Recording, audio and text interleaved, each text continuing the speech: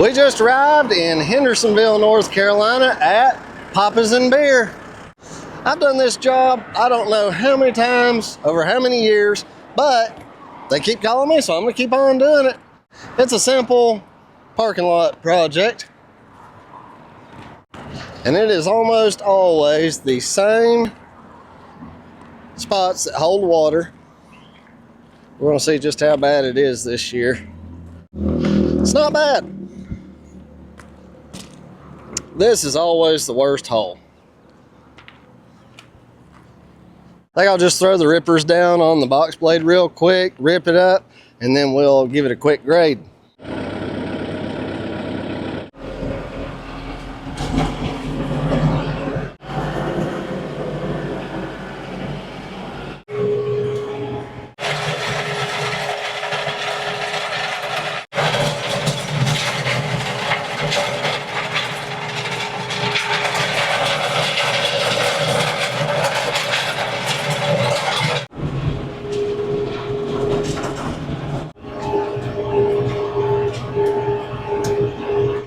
I'm only running 6 of the rippers. One reason is that one of my rippers is broken. And 2, the more rippers you have down, the more difficult time that the box blade has pushing the rippers that you have down into the ground. And then also, the more rippers that are bit into the ground, the harder it is for the unit to pull those rippers through the ground. I'm pulling in about 2nd gear, a little under 2,000 RPMs, moving 1.6 miles per hour, blistering rate for a tractor. Actually, that's pretty slow. Bigger tractors really go through here. On a hard surface like this, going slower for me works better. I find that I break less shanks, which is the rippers.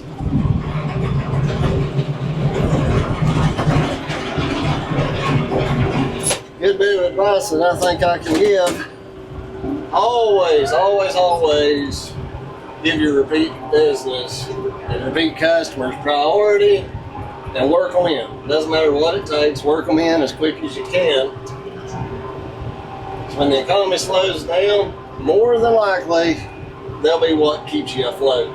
So take care of it. It's always something to mess up the grade, isn't there?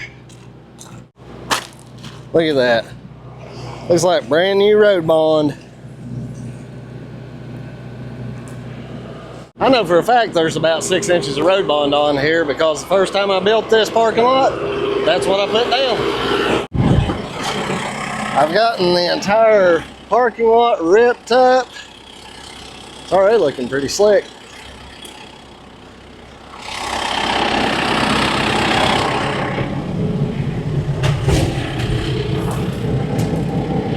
Now these next passes, I'm actually going to leave the rippers down and I'm going to grade going backwards. And those rippers are actually going to act like gauges.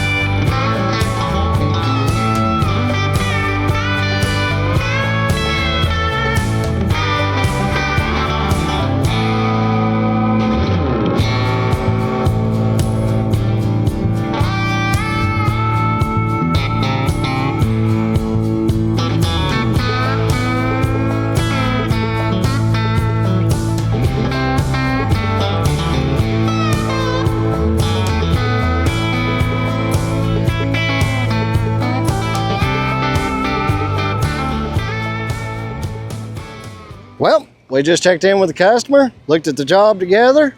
He liked it, I got paid. Time to move back up to the other job.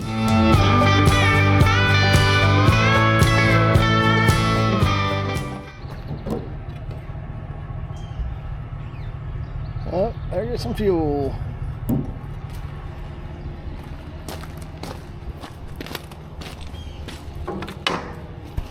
Hey y'all, glad to see you made it up here with me. I just got through taking down the last of the trees. We're really gonna have to come up with a name for this job. It started out as the chicken coop demolition, but I think a more fitting name at this point is the small pond project, even though there's a whole lot more going on.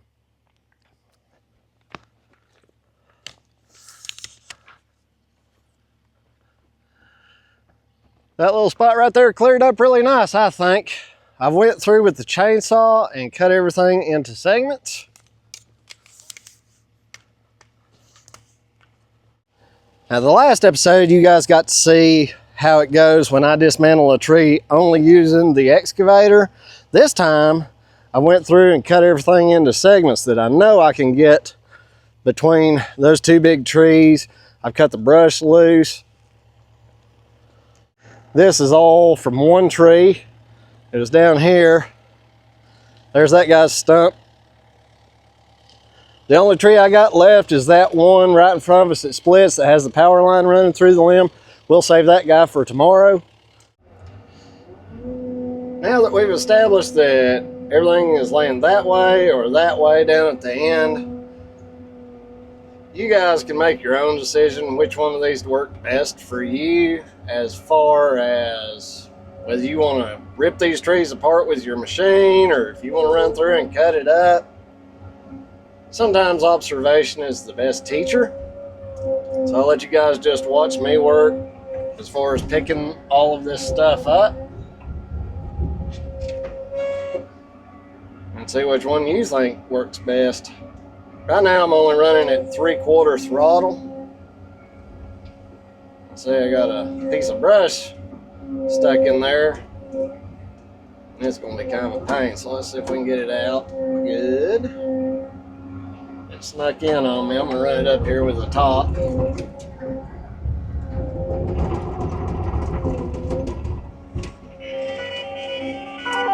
There's my sweet thing. I'll take a quick call from my sweet thing. Don't know where I was at. Anyway, I'm running at 3/4 throttle.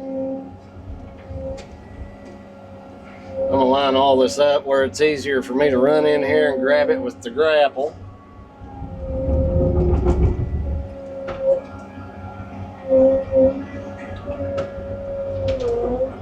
Something else I've done is turned down the rate to my thumb to 20%. Got tired of the way it sounded banging and clanging on camera.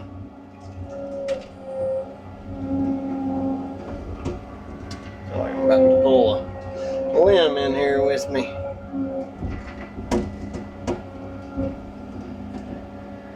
Use my snippers.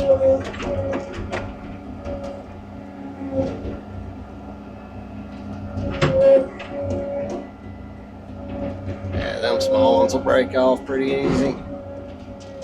Well, I missed cutting that one.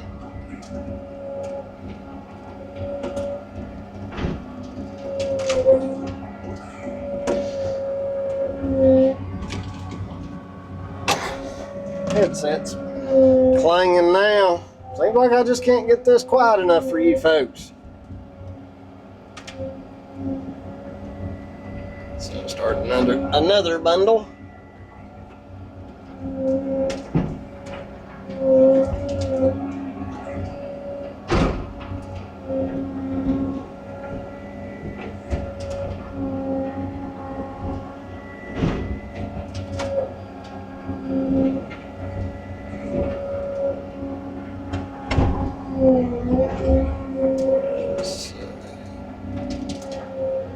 That dirt will separate itself out. Once I get all of the tree work done is when I go back through and rake all the ground up. Get all the ground debris.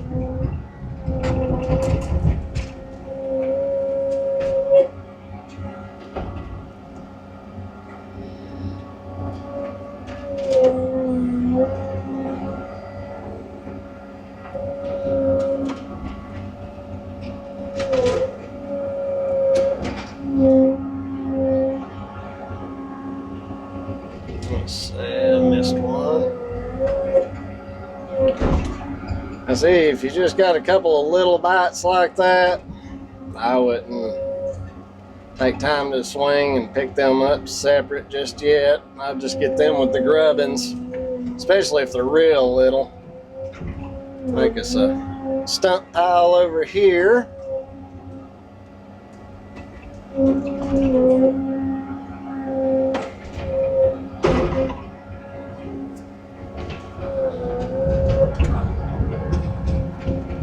This is all the little bitty brushy stuff from the very top of the tree.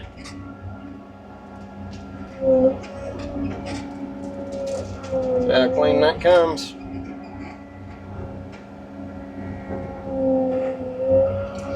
Do my skid steer man a favor and crunch this up into a smaller bundle, which is me.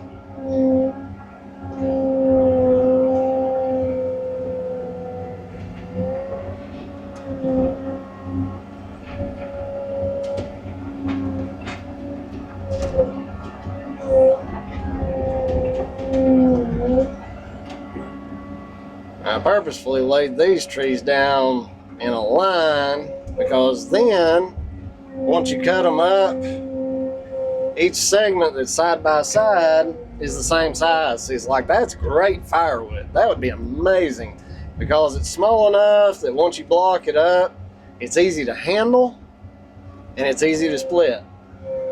So if you sell firewood, that's ideal. And it's a great size for a processor.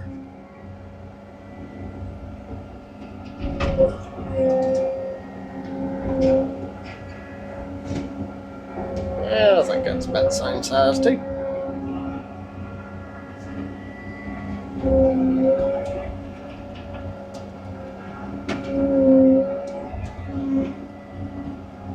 I'll put it all down together.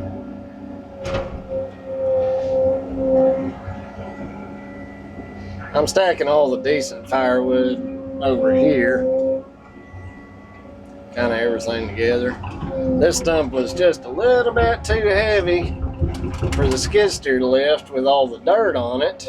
But I bet y'all, I flip it over, there's a good chance it'll dry out overnight, as hot as it's been.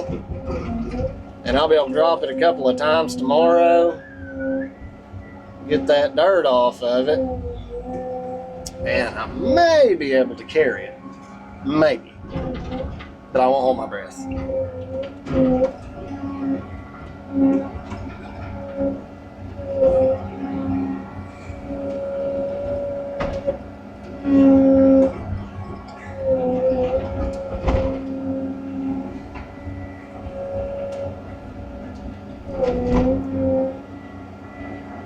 Of course, I'd get a vine with that grab, wouldn't I? Ah, it's wrapped up on that round. That looks like a piece of metal. Let's see. Yep, it sure is, and a piece of concrete. I bet they used to do cattle here because there's concrete footer running down both sides of this, and this is perfectly flat. This used to be a building or a loading area or something. Now this is going to end up getting cut out, so for all the concerned Karens that are worried about the hole not being compacted, it'll be okay. Now, let's hop over here.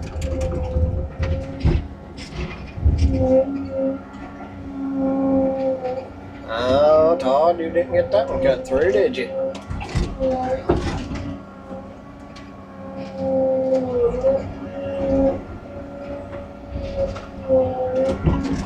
Oh, that's a tough one. That's a hickory. That's tough. Look at that thing. I cut it almost all the way through. Won't fool you no more. Time-wise, it ain't worth it. This right here is where a progressive length thumb comes into play. Doing this kind of work. Come on.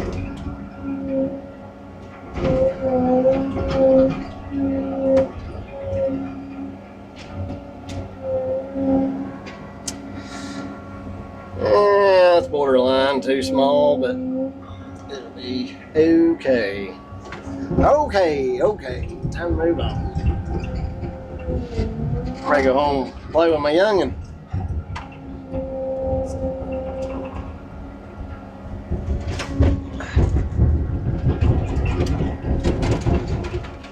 Let's see here. Where am I at? I'm gonna run the outbuilding over, the neighbor's outbuilding.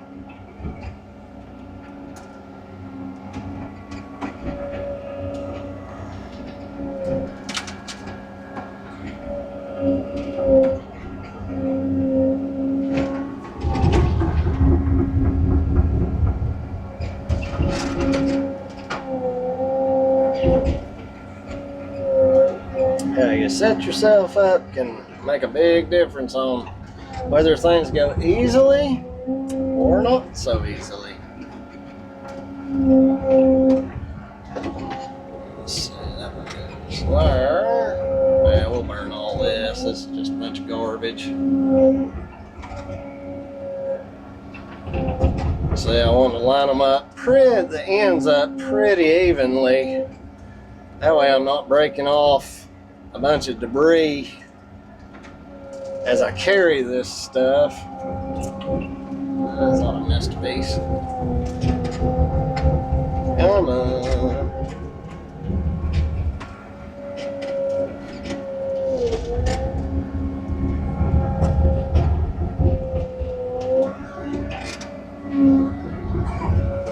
There's another fine little bundle. I've got to be careful on this uneven ground. Because when the machine teeters, number one, it screws my back up. Two, it makes y'all fall off the mount. Sons are cousins of... I gotta remember this child-friendly show.